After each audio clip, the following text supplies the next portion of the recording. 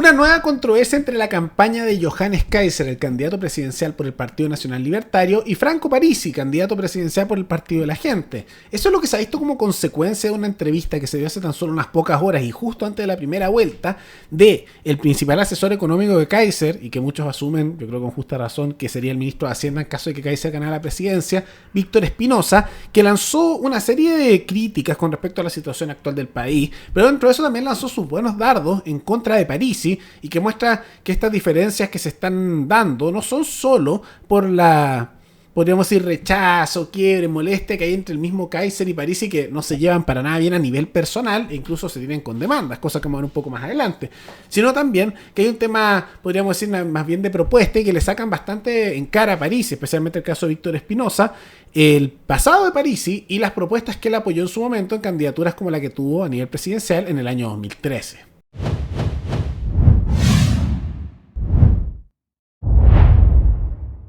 No es casualidad que toda la oposición rechazó la ley de presupuesto porque es inconsistente en términos numéricos, más allá del contexto.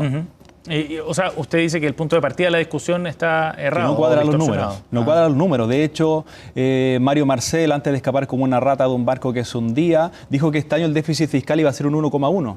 Llegamos al 2025 y dijeron, no, va a ser 1,8. Luego Nicolás Grau dijo, no, va a ser 2,2. Pero ahora salió un informe que es 2,5, pero están pasando facturas para el año siguiente. Es decir, nosotros estimamos, de hecho salió antes de ayer en el Diario Financiero del Colegio de Contadores diciendo que el déficit fiscal real, con todo esto que te acabo de comentar, sí, va a rondear entre los 10.000 y 11.000 millones de dólares.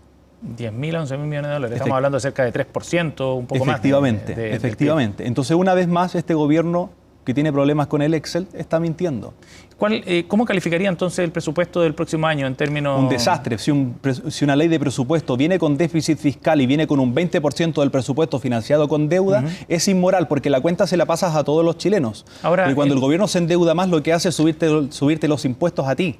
Cuando el gobierno se endeuda más, lo que hace es encarece el acceso al crédito para todos los chilenos. Víctor, ahora... Cuando el gobierno se endeuda más, lo que hace es que para el Banco Central es más difícil converger a la meta de inflación. Víctor, ahora, de todas maneras, en los últimos 15 años, hemos tenido apenas 2 años en los que no ha habido déficit, ¿no? Los otros 13 hemos estado... Sí, la última década ha sido un desastre, efectivamente, después de la reforma tributaria de Bachelet que ¿no parece ser un problema estructural entonces? Para allá me pregunta, sí, pareciera que hay un problema estructural más allá de este gobierno. Por eso el nuevo gobierno que asuma tiene que hacer reformas estructurales de sentido común para volver a lo que era Chile, un país que crecía al 5%, que tenía uno de los regímenes fiscales más competitivos del mundo, facilitar el emprendimiento. Por ejemplo, hay una filósofa que se llama Ayn Rand que decía, si en tu país los que producen le tienen que pedir permiso para producir a los que no producen, tu sociedad está condenada, y en esa estamos en la última década. Entonces cuando Chile Vamos y la izquierda dicen, no, ahora vamos a ver el tema de los permisos, ahora vamos a ver el tema de los impuestos.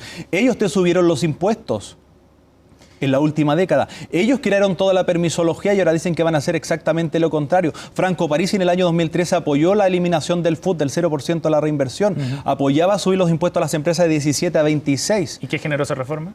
Un desastre.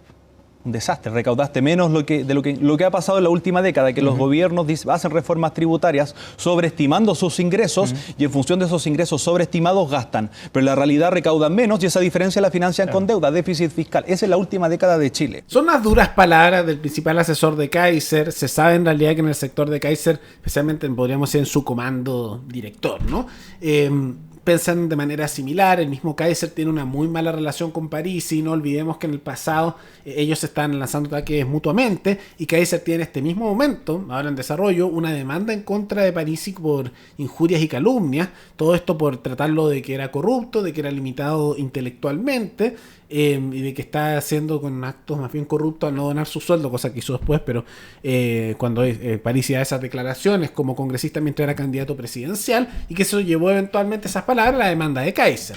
Ahora, a nivel de demanda, yéndonos un poco por la tangente en este punto, no creo que llegue a mucho. Estas demandas entre políticos usualmente no quedan con resultados muy favorables, pasa el tiempo y se desestiman o se alargan y ya pasan a ser irrelevantes a nivel político, incluso a nivel judicial. No suelen tener muchos resultados, pero de todas maneras suelen tener impactos mediáticos. O sea, el hecho de decir ya lo demandó, hay una demanda, como que tiene impactos políticos a nivel discursivo más allá que elementos prácticos a nivel de condena judicial.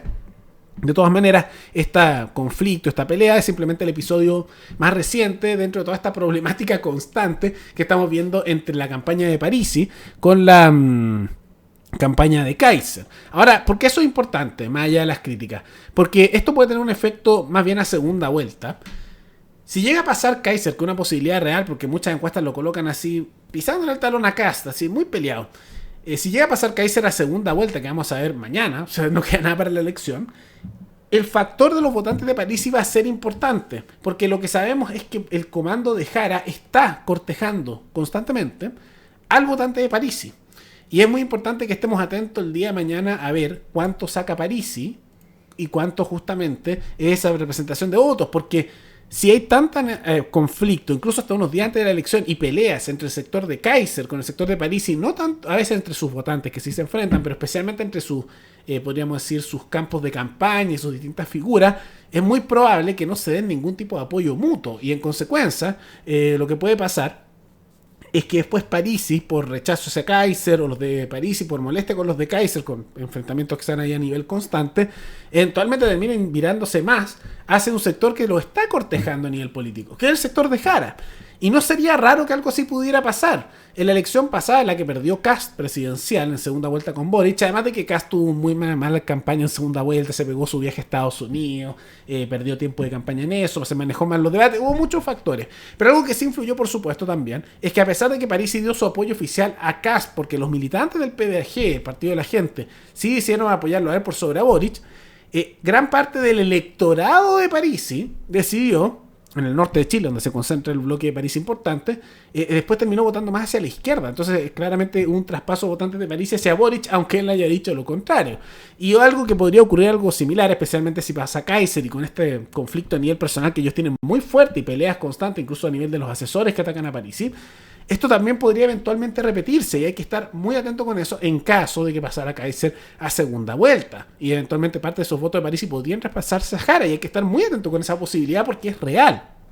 Ahora, con respecto a todos estos elementos, también no hay que olvidar que en la elección pasada también está el factor Chile Vamos. Sichel también se lanzó en ese caso contra Kast, también no le dio el apoyo explícito, le pidió muchas concesiones, tampoco lo apoyó demasiado, y hubo un factor de sector de Chile Vamos, de los sectores más centristas, diríamos, que también se pasaron para el otro lado. Pero esto también puede darse, ¿no? Con el caso de París, y más allá de lo de Chile Vamos, que también es una amenaza real en una eventual segunda vuelta, que están amenazando no lo mismo, que muchos de ellos preferirían incluso a Jara antes que a un candidato como Kaiser y alguno incluso con la figura de Kast. Entonces hay una posibilidad real que podríamos decir que son los sectores un poco más transformistas o podríamos decir más movidos de un lado para otro, para ser medio cortés, en los sectores de oposición. Y hay que estar muy atento con esa situación, porque de darse ese caso es uno de los pocos caminos por los cuales Jara podría eventualmente tratar de llegar a la presidencia, ¿no? Ahora vamos a ver qué es lo que dicen los mismos candidatos, vamos a ver si Parisi en realidad termina respondiéndole a Víctor Espinosa y si en realidad estos enfrentamientos constantes entre la campaña de Johannes Kaiser y Franco Parisi terminan escalando más.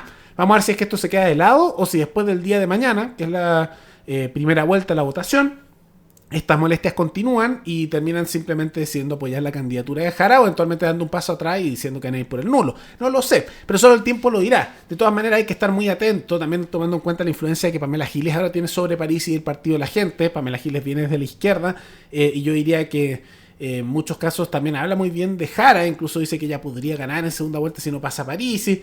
Obvio que eso es un tema de campaña porque el candidato de ella es Parisi, pero hay que estar muy atento. Y vamos a ver qué dicen ese plebiscito interno que haga el Partido de la Gente. No tengo duda que van a hacer de nuevo plebiscito interno, pero con todas estas luchas, todas estas peleas, es que pasa uno que a ellos les genera amplio rechazo, como el caso de Kaiser, no me sorprendería que pudieran terminar decantándose más hacia Jara. Esperemos que no sea el caso, porque por más que se lleve mal, la verdad es que el mal que es mucho peor en todo sentido es Jara, diría yo. Es lo peor de la alternativa. Yo diría que casi cualquier cosa es mejor que Jara. Una piedra, un pan con hongo o cualquier otra alternativa es mejor, ¿no? Pero vamos a ver cómo se desarrolla la situación. De todas maneras, ¿qué creen ustedes? ¿Creen que esto va a afectar la relación aún más, ya bien negativa, entre Kaiser y Parisi? ¿Creen que le respondan a Víctor Espinosa en el sector de Parisi o no? ¿Y esto cómo podría afectar la segunda vuelta, que es mañana? Todo eso coméntenlo abajo. Y antes de terminar, quisiera recordarles que pueden recomendar noticias tanto de Chile como de otros países del mundo para otro video. Nos veremos en el siguiente programa. Hasta luego.